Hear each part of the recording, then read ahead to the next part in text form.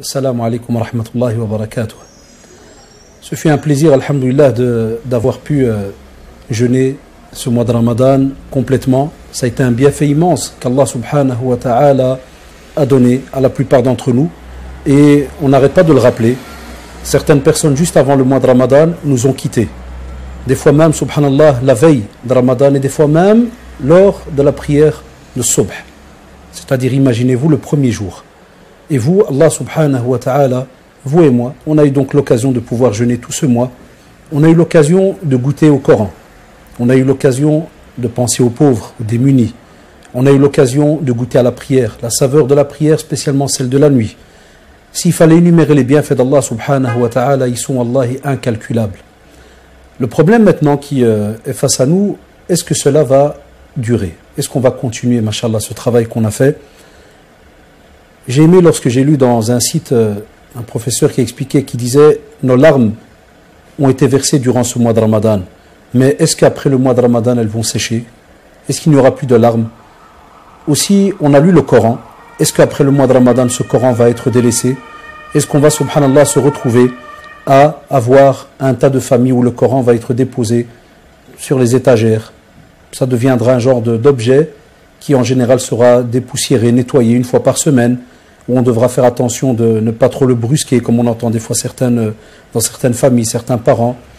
Non, on vous dira, Allah alaikum, celui qui a été intelligent, celui qui a compris à quoi a servi ce mois de Ramadan, il sait que c'est un renouveau dans sa vie, c'est une nouvelle page de nouveau qui est repartie. Parce que si Allah subhanahu wa ta'ala, en terminant le verset, nous a dit « La'allakum tattaqoun », c'est qu'on demande de nous, subhanallah, une piété encore plus accrue que l'on avait avant. C'est pour cela qu'il faut absolument persévérer et continuer. Et vous comprendrez aisément pourquoi est-ce que lorsque l'on donne certaines conférences avant le mois de Ramadan, on vous dit que normalement, celui qui a fait tout son possible durant l'année en empruntant cette éducation qui vient du prophète sallallahu alayhi wa sallam, qui est de jeûner différents jours durant l'année. Et le plus important, par exemple, pour commencer, tous les lundis et jeudis. On aura aussi le jour de Arafat, puisqu'il approche lors de la période de l'Eid. Inch'Allah, vous savez très bien, on aura l'Eid al-Kibir, donc la grande fête, lors du pèlerinage, comme l'appellent la plupart d'entre nous. Et puis juste avant, un jour avant, on aura donc le jour de Arafat. Et ce jour-là, nous qui sommes ici, donc qui ne seront pas au pèlerinage, on jeûnera ce jour-là. Donc regardez, on a juste après maintenant, durant ce mois s'appelle le mois de Shawwal, le mois qui suit juste après Ramadan.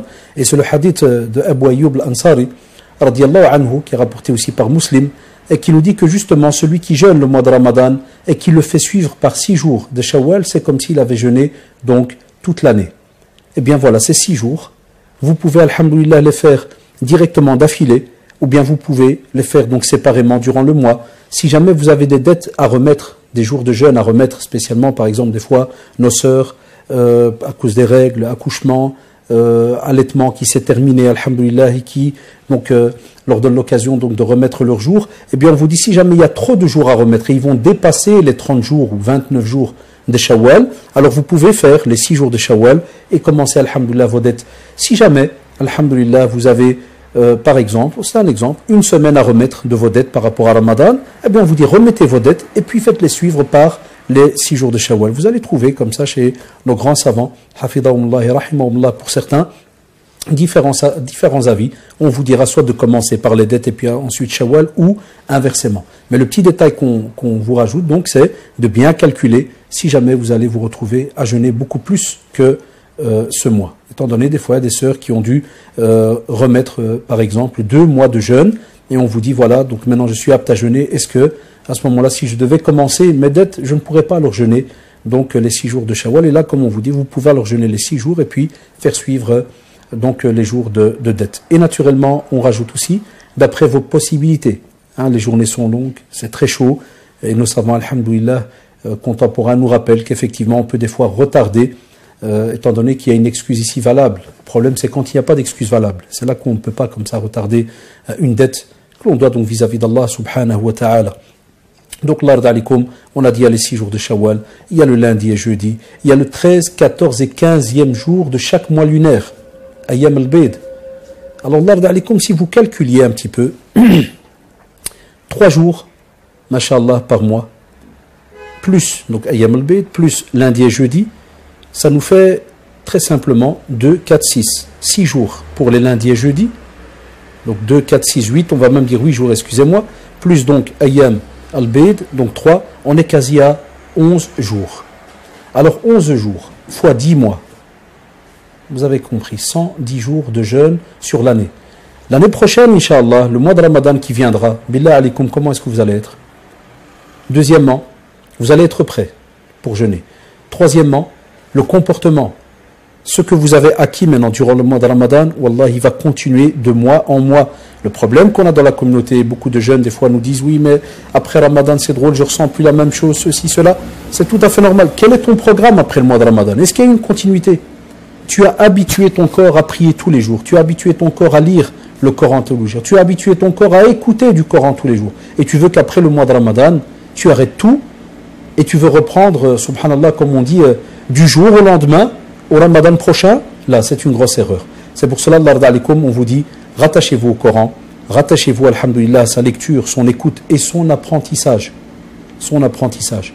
Parce qu'il est souvent donc délaissé. Et on le voit maintenant, on a beaucoup de mosquées qui sont, subhanallah, dans le besoin, qui attendent que nos imams, qu'Allah les protège, viennent des fois du pays, que ce soit du Maroc, d'Algérie, Tunisie et autres. Donc, en général, nos pays musulmans envoient certaines donc, délégations de lecteurs de Coran. Donc, on en a besoin, puisque effectivement, il y a une pénurie. Mais voilà, c'était ce petit rappel que je voulais vous faire donc, et que je voulais partager avec vous.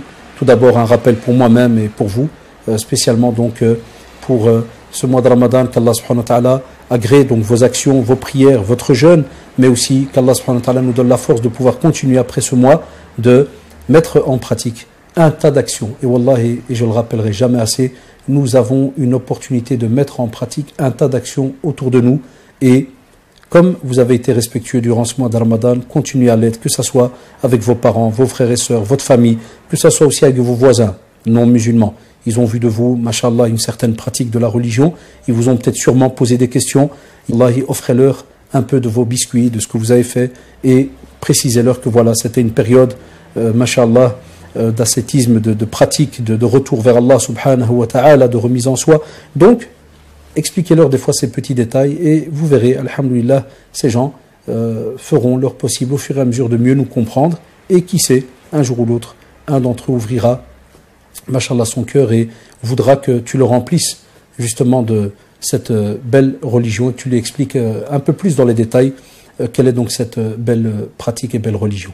Enfin voilà, qu'Allah subhanahu wa ta'ala vous récompense.